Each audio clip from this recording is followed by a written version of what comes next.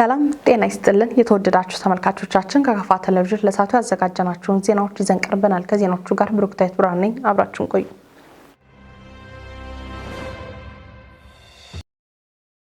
የመልካም አስተዳደር ችግሮችን ቀጣይነት ባለው ሁኔታ እየፈቱ ፍትሃዊና ቀልጣፋ አገልግሎት ለህብረተሰቡ መስጠት ላይ ማተኮር እንደሚገባ ተገለጸ። የቦንጋ ከተማ አስተዳደር የመልካም አስተዳደር ጉዳዮች ላይ ከከተማ ነዋሪዎች ጋር ውይይት አካሂዷል። ዘገባው የባልደረባችን ታምራት ኃይሌ ነው። ቤተልሔም ምሩት አቀርባለች። በመድረኩ ተገኝተው ንግግር ያደረጉት የከፋ ዞን ዋና አስተዳዳሪ አቶ እንዳሻው ከበደ በመንግስትና በህዝቡ ቅንጅት የተከናወኑ ተግባራቶችን በመገምገምና የቀጣዩን የስራ አቅጣጫ ለማስቀመጥ ታስቦ የተዘጋጀ መድረክ መሆኑን ገልጸዋል። በከተማው እየተከናወኑ ያሉ የልማት ስራዎች አበረታች ናቸው ያሉት አስተዳዳሪው ይህንን አጠናክሮ ማስቀጠል ይገባል ብለዋል። ህብረተሰቡ የሚያነሳቸውን የመልካም አስተዳደር ችግሮችን ለይቶ በመፍታት ተገቢውን አገልግሎት መስጠት እንደሚገባም አስገንዝበዋል። ከመንገድ ጋር ተያይዞ የተሰሩ ስራዎች አሁንም ቢሆን የቦንጋ የውስጥ መንገድ እጅግ በጣም በርካታ ያልተሰሩ አሉ። በየቦታው ጩኸቶች አሉ።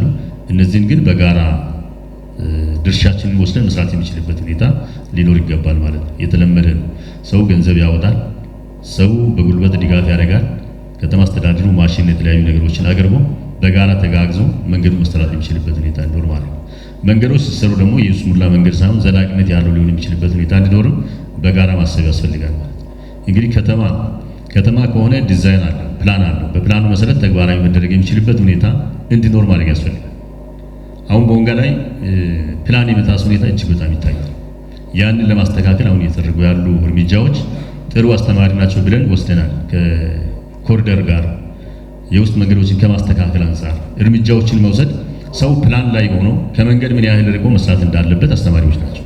የቦንጋ ከተማ አስተዳደር ከንቲባ አቶ አስማማው አደመ በበኩላቸው ከተማ አስተዳደሩ በየወቅቱ የህዝብ ውይይት ማድረጉን ጠቁመው ከህዝቡ የተሰጠው ግብዓቶችን መሰረት በማድረግ በርካታ ተግባራቶች መከናወናቸውን ገልጸዋል። የውስጥ ለውስጥ መንገዶችን ጨምሮ ከህብረተሰቡ እየተነሱ ያሉ የመሰረተ ልማት ጥያቄዎች ተገቢውን ምላሽ ለመስጠት በትኩረት እንደሚሰራም አክለዋል። ህብረተሰቡ ለሚያነሷቸው ጥያቄዎች ምላሽ ለመስጠት የሚያስችል የከንቲባ ችሎት ተቋቁሞ ለህብረተሰቡ ተገቢውን አገልግሎት እየሰጠ መሆኑንም ጠቁመዋል። በተለይ ቅድም እንዳልነው በተለያዩ ጊዜያት የተካሄዱ የህዝብ ውይይት መድረኮች የሚነሱ ሀሳቦችን መልካም አስተዳደርን አስመልክቶ መነሻ በማድረግ የከተማ አስተዳደራችን ነባራዊ ሁኔታ ለውይይት በማቅረብ ጥንካሬዎቻችንን ማጽናት እና ማስቀጠል፣ ውስንነቶች ላይ ደግሞ በጋራ የመከርን በጋራ የምንሞላበት ሂደት ላይ በፊት በተመጣበት እና በፊት የተነሱ ምንድናቸው የሚልና ይሄን እንዴት አድርገን እናስቀጥላለን? ጥንካሬዎቻችንን የማስቀጠል የማላክ ደግሞ እንደዚህ ጉድለቶቻችንን በጋራ ለይተን በቀጣይ ባሉን ጊዜ የማረምን በከተማ አስተዳደሩ እስካሁን የተከናወኑ ተግባራቶችንና የቀጣይ ትኩረት አቅጣጫዎችን የያዘ ሰነድ በአቶ አስማማው አደመ ቀርቦ ውይይት ተደርጎበታል።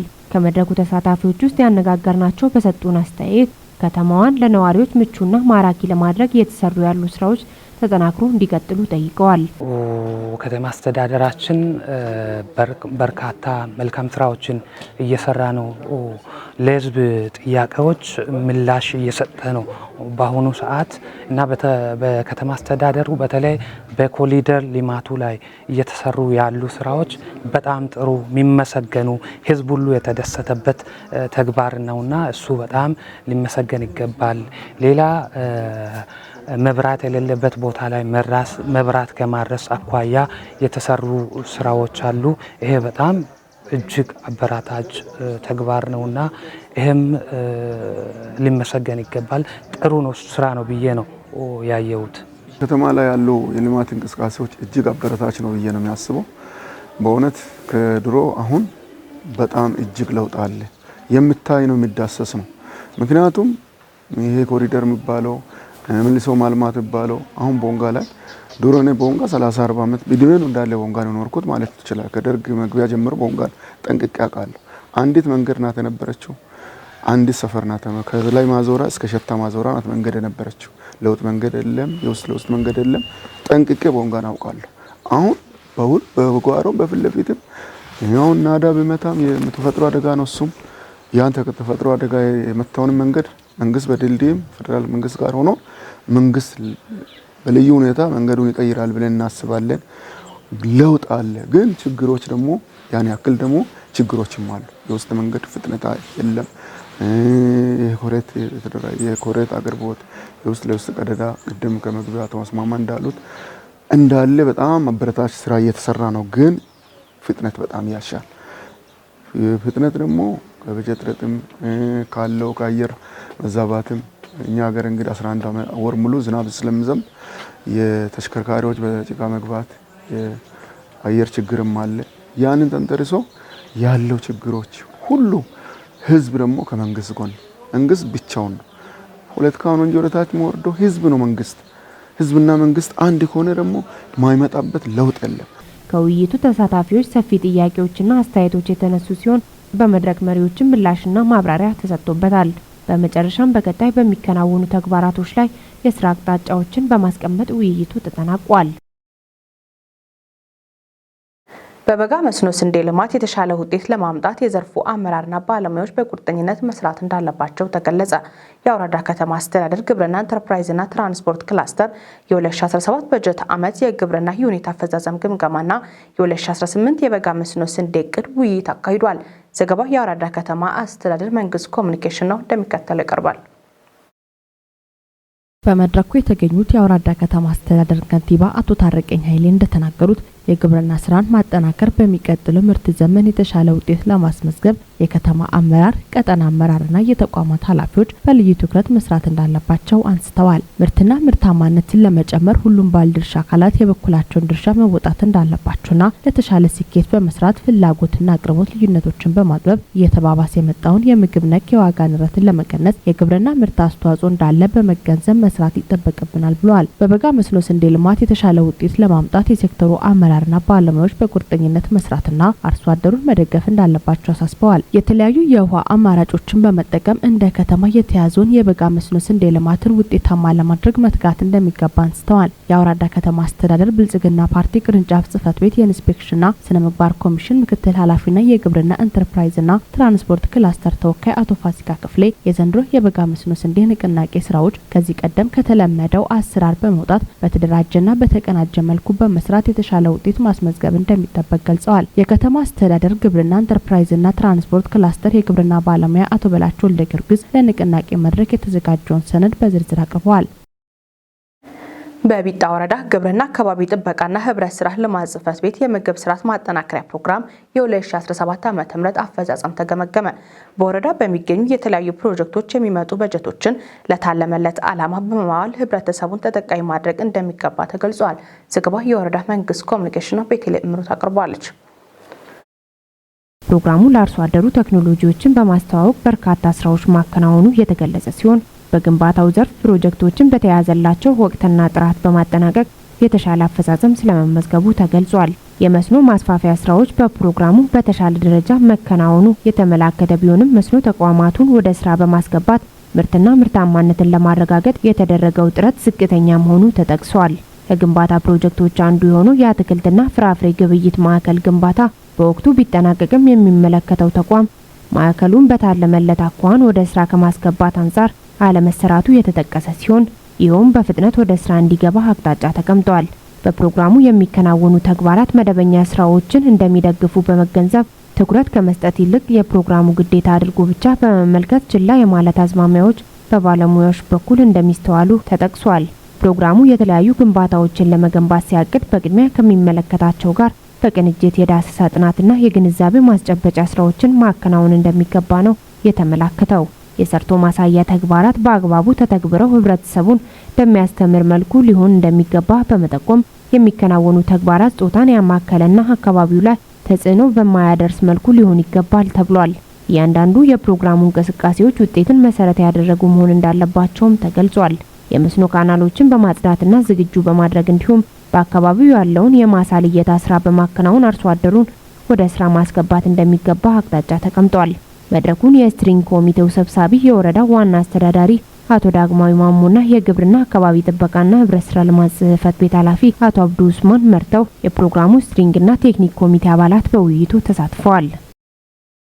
የመልካም አስተዳደር ችግሮችን በዘላቂነት በመፍታት የሕዝቡን ተጠቃሚነት በሁሉም ዘርፍ ማረጋገጥ እንደሚገባ ተገለጸ። የመልካም አስተዳደር ችግሮችን በመቅረፍ የኢትዮጵያን ማንሰራራት እውን እናደርጋለን በሚል መሪ ቃል በደካ ከተማ አስተዳደር ከሚገኙ የህብረተሰብ ክፍሎች ጋር የምክክር መድረክ ተካሂዷል። ዘገባው የባልደረባችን በላቸው በላይ ነው። ምረት ማሞት አቅርባለች። በመድረኩ የተገኙት የከፋ ዞን ትምህርት መምሪያ ኃላፊ አቶ ሙሉጌታ መሸሻ እንደገለጹት የኢትዮጵያን ማንሰራራት እውን ለማድረግ የመልካም አስተዳደር ችግሮችን መቅረፍ ያስፈልጋልን ብለዋል። በሀገር ደረጃ በፖለቲካ፣ በማህበራዊ፣ በኢኮኖሚ ዘርፎች እየተመዘገቡ ያሉ ለውጦች መንግስት አጠናክሮ እንደሚያስቀጥልም ጠቁመዋል። በሌላ በኩል በሁሉም ዘርፎች የተመዘገበውን ለውጥ ማስቀጠል የመልካም አስተዳደር ችግሮችን በዘላቂነት በመፍታት የህዝባችንን ተጠቃሚነት በሁሉም ዘርፎች ማረጋገጥ እንደሚገባ አቶ ሙሉጌታ መሸሻ ተናግረዋል። እነዚህ እየታዩ ያሉ ለውጦችና የኢትዮጵያን ብልጽግና የማይፈልጉ ቡድኖች አልፎ አልፎ መኖራቸውን ያወሱት አቶ ሙሉጌታም ማህበረሰቡ መሰል ተግባራት ላይ የሚሳተፉ አካላትን ለመከላከል በጋራ መቆም ያስፈልጋል ሲሉ አስገንዝበዋል። በደካ ከተማ የተጀመሩ የልማት ስራዎችን በበለጠ ሁኔታ አጠናክሮ ማስቀጠል ያስፈልጋል ያሉት አቶ ሙሉጌታም በነዋሪዎቹ ዘንድ የሚነሱ የልማትና የመልካም አስተዳደር ችግሮች ካሉ በመቅረፍ የአካባቢውን ብልጽግና ማረጋገጥ እንደሚያስፈልግም ተናግረዋል። ሀገራችን ከለውጡ ጊዜ ጀምሮ በሁለንተናዊ ብልጽግና ጉዞ ላይ ትገኛለች ያሉት የደካ ከተማ አስተዳደር ከንቲባ አቶ በላይ ባደገም ለዚህም ማሳያ በሀገር ደረጃ እየተተገበሩ ያሉ ሜጋ ፕሮጀክቶች በተሳካ አፈጻጸም ላይ መሆናቸውንም አመላክተዋል። በከተማ ደረጃ የኑሮ ውድነትን ለመከላከል የተሰሩ ስራዎች መኖራቸውን ያነሱት አቶ በላይ በሌማት ትሩፋት ዘርፈ ብዙ ተግባራት መከናወናቸውንም ጠቁመዋል። የትምህርት ለትውልድ ተግባራትን በተመለከተ በተሰራው ስራ ከዚህ በፊት በከተማ አስተዳደር ሲታይ የነበረው የተማሪዎች ውጤት ማሽቆልቆልና የትምህርት ስብራትን በመጠገን ሚናው የጎላ ነው ብለዋል። እነዚህ ሞዴል ቅድመ መደበኛ ትምህርት ቤት ግንባታ እየተከናወነ እንደሚገኝም ተናግረዋል።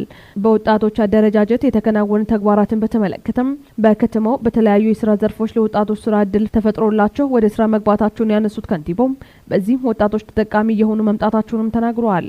የከተማውን መሰረተ ልማት ለማሟላት 8 ኪሎ ሜትር የሚሸፍን የኮሪደር ልማት ስራዎች መሰራታቸውን የጠቆሙት አቶ በላይም ስራው ማህበረሰቡን በማሳተፍ እንደሚቀጥልም አስገንዝበዋል። በዚህ መድረክ የከተማ አስተዳደር የብልጽግና ፓርቲ ቅርንጫፍ ጽህፈት ቤት ኃላፊ አቶ አድኖ ኃይልን ጨምሮ በደካ ከተማ አስተዳደር ከሁሉም የተውጣጡ ማህበረሰብ ክፍሎች ተሳታፊ ሆነዋል።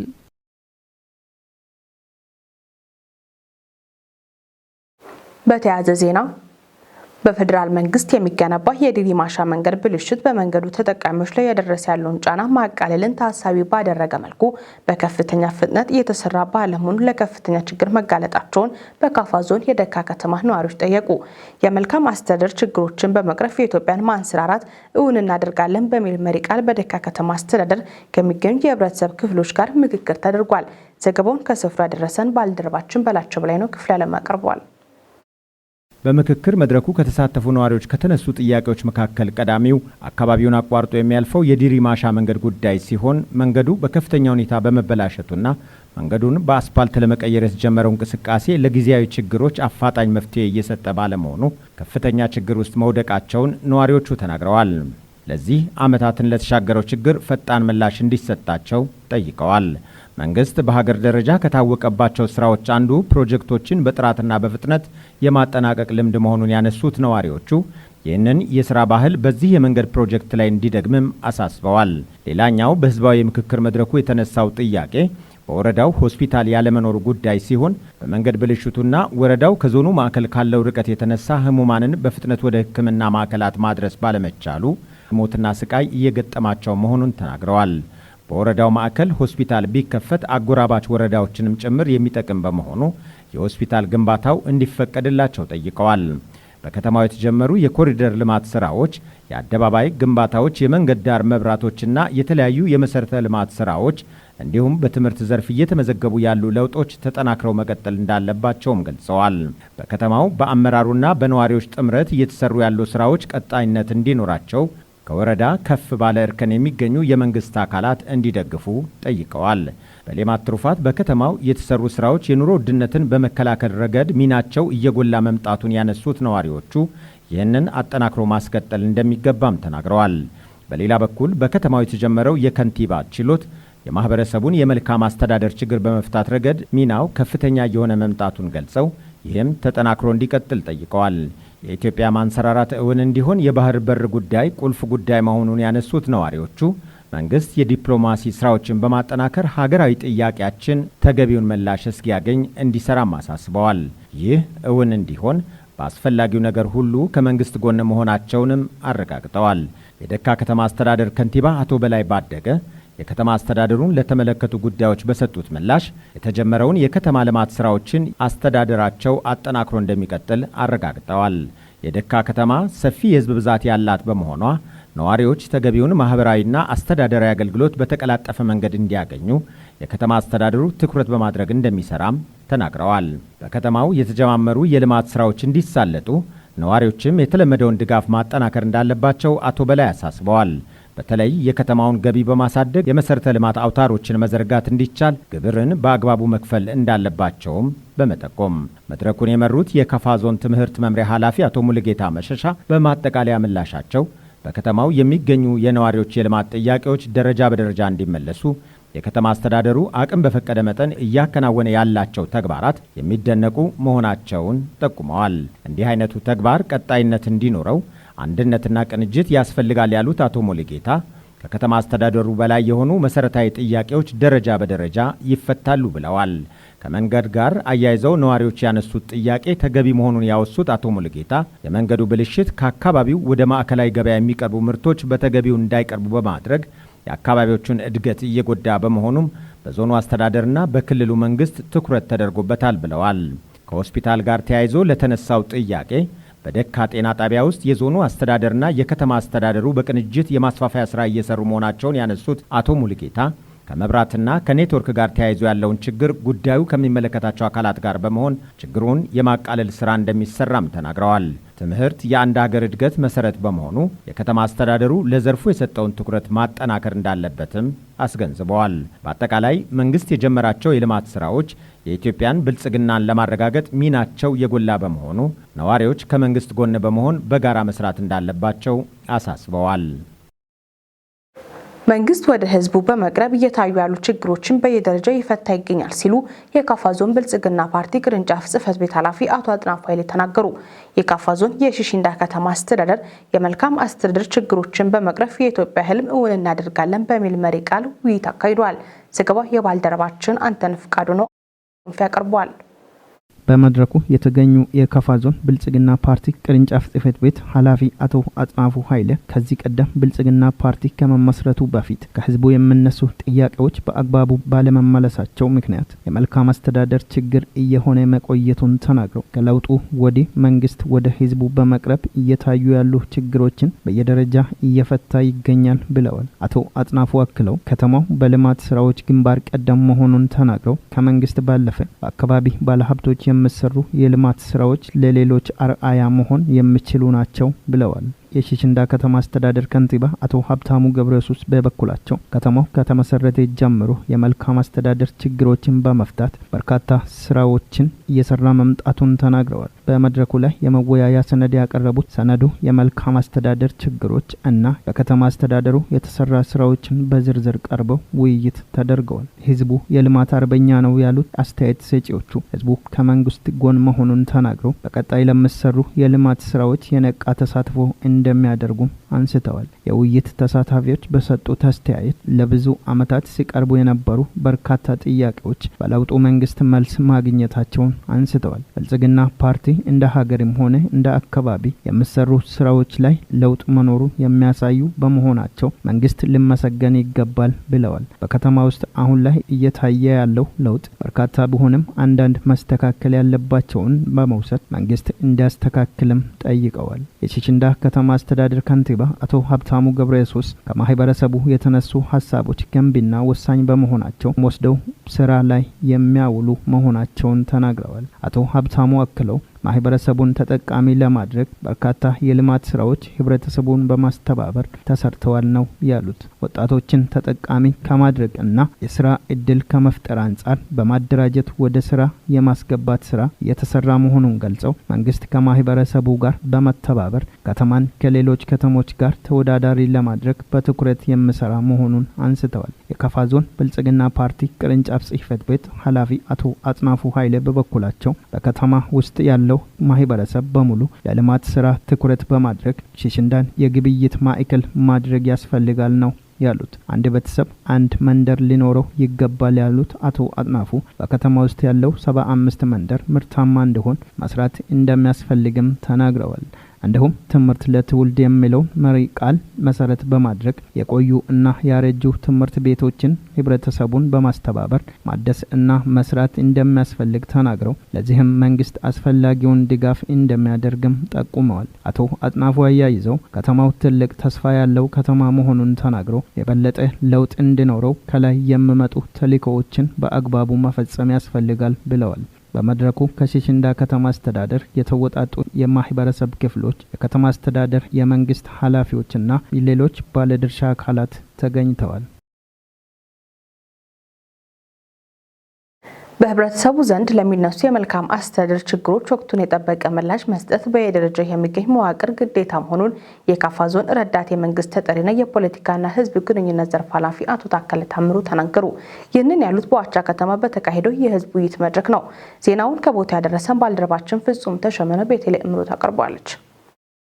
በህዝባዊ ውይይቱ ላይ የተገኙት የካፋ ዞን ረዳት የመንግስት ተጠሪና የፖለቲካና የህዝብ ግንኙነት ዘርፍ ኃላፊ አቶ ታከለ ታምሩ እንደተናገሩት ሀገራዊ ብልጽግና እንዲረጋገጥ ከማህበረሰቡ ዘንድ የሚነሱ የመልካም አስተዳደር ችግሮች በተገቢው መንገድ እንዲፈቱ በማድረግ በየደረጃው የተከናወኑ የልማት ውጤቶችና ሰላምን ለማጽናት የተካሄደበትን ሂደት ከህዝብ ጋር መወያየት ፋይዳው የጎላ ነው ብለዋል።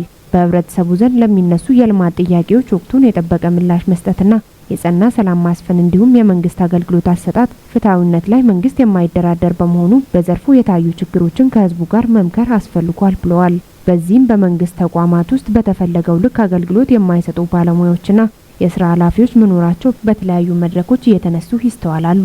በርካታ ውጤቶችን አስመዝግበናል። በሰላም ጉዳይ ቅድም እንደምታነሱት አባቶቻችን እንደሚያነሱ ዞኑ ፍጹም ሰላማዊ ዞን ሆኖ እንዲቀጥል አመራሩና እናንተ በጋራ በሰራችሁ ስራ ዞኑ የሰላም ተምሳሌት ሆኖ አመቱን ባለፈው አመት ቀጥሏል። ይሄ ተሰርቶ የመጣ ነው። የሁሉም እጅ ያለበት በመሆኑ ሁሉም ሊኮሩበት የሚገባ ጉዳይ ነው። ሰላምን የሚፈታተኑ ጉዳዮች የሉም ማለት አይደለም። በአመራር ደረጃ በሚታይ አንዳንድ ጥቃቅን ስህተት ይፈጸማል። አመራር ስንል የከተማ ከንቲባ አመራር ብቻም ሳይሆን የእድር አመራሩ፣ የሃይማኖት አመራሩ፣ ሌላም በአመራር ደረጃ በየደረጃ ያለው እስከ ቀበሌ ድረስ በሚሰራቸው አንዳንድ ስህተቶች እርስ በርስ በተለያዩ ምክንያት በጎሪጥ ስንተያይ ፍትሃዊ ሁኔታዎች ሳይታዩ ሲቀሩ ለምን የሚል ጥያቄ ከህዝቡና ከተለያዩ አካባቢዎች ሲመጡ ያ ለምን የተባለውን ጥያቄ በአግባቡ አድምጠን መፍታት ባለመቻላችን አንዳንድ ቦታዎች ላይ ቅሬታዎች እየተስተዋሉ እንደሆነ ለማየት ችለናል። በሌላ ጎኑ ሃይማኖትን ሽፋን በማድረግ ተገቢ ያልሆነ ጥያቄ በማቅረብ የመንግስትን አሰራር ችግር ውስጥ ለመክተት የሚጥሩ መኖራቸውም ተመላክቷል። በመንግስት በኩል የታቀዱ የህዝብ ልማቶች በተገቢው መንገድ የታለመላቸውን ዓላማ ማሳካት መቻላቸውን ማየትና ተጠቃሚነትን ማረጋገጥ የሚጠበቅ መሆኑንም አቶ ታከለ ተናግረዋል። በሌላ ጎኑ መንግስት ያቀዳቸውን የኑሮ ማሻሻያ ፓኬጆችን በመጠቀም ረገድ የታዩ ተግዳሮቶችን መፈተሽም ወቅቱ የሚፈልገው ጉዳይ እንደሆነ በንግግራቸው አውስተዋል።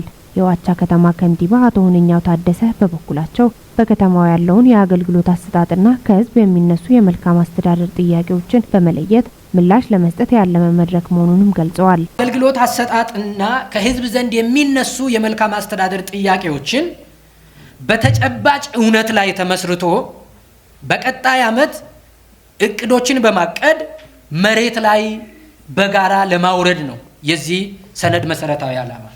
እንደምታውቁት በተጨባጭ እውነታ ያልነው ምንድነው? ጥያቄው ሁሉም ጥያቄዎች ልክ ናቸው ብለን አንወስድም፣ ሁሉም ጥያቄዎች ልክ አይደሉም ብለንም ደግሞ መፈረጅ አንችልም ማለት ነው። ስለዚህ በልኩ መነጋገር አስፈላጊ ይሆናል ማለት ነው። የዚህ ውይይት ግብ አለው ደግሞ። የውይይቱ ግብ ምንድነው? መልካም አስተዳደር ችግሮች ሆነው ህብረተሰቡን እያማረሩ ያሉ ችግሮችን በአጭር ጊዜ መፍታት ተችሏል ይላል። ስለዚህ ምናልባት የችግሮቹ ግዝፈትና ቅለት ጊዜያቸውን ይወስናል። በአጭር ምንፈታቸው ይኖራሉ፣ በመካከለኛ ምንፈታቸው ይኖራሉ፣ በረጅም ጊዜ ምንፈታቸው ይኖራሉ። በውይይቱ ከዋቻ ከተማ የተለያዩ ማህበራዊ መሰረቶች የተውጣጡ የህብረተሰብ ክፍሎች፣ የሀገር ሽማግሌዎችና የሃይማኖት መሪዎች እንዲሁም የከተማ አስተዳደሩ አስተባባሪ አካላት ተገኝተው ውይይት አካሂደዋል። በከተማዋ የተከናወኑ የልማት ተግባራት የህብረተሰቡን ጥያቄ እየመለሱ መምጣታቸውን ተሳታፊዎች አንስተዋል። አስተያየት ሰጪዎቹ አክለው እንዲህ አይነት መድረክ መኖር ለመልካም አስተዳደር ችግር መቀረፍ አስተዋጽኦ እንዳለውም ጠቅሰዋል። በሌላ ጎኑ የከተማዋን እድገት ለማሳለጥ እንቅፋት የሆኑ ጉዳዮችን በማንሳት በቀጣይ ከሌሎች አቻ ከተሞች ጋር ተወዳዳሪ እንድትሆን በየደረጃው የሚገኙ አካላት የበኩላቸውን እንዲያበረክቱ ጠይቀዋል። ዘገባው የባልደረባችን ፍጹም ተሾመ ነው። የተከበራችሁ ተመልካቾቻችን ከከፋ ቴሌቪዥን ለሰዓቱ ያዘጋጀናቸው ዜናዎች እስካሁኖቹ ነበሩ። ዜናዎቹን በመምራት ብሩክታይት ብርሃኑ አብራችሁ ቆይታ አደረኩኝ። ቀሪ ጣቢያችን መስራሮች ይቀጥላሉ። በእኔ በኩል መልካም ጊዜ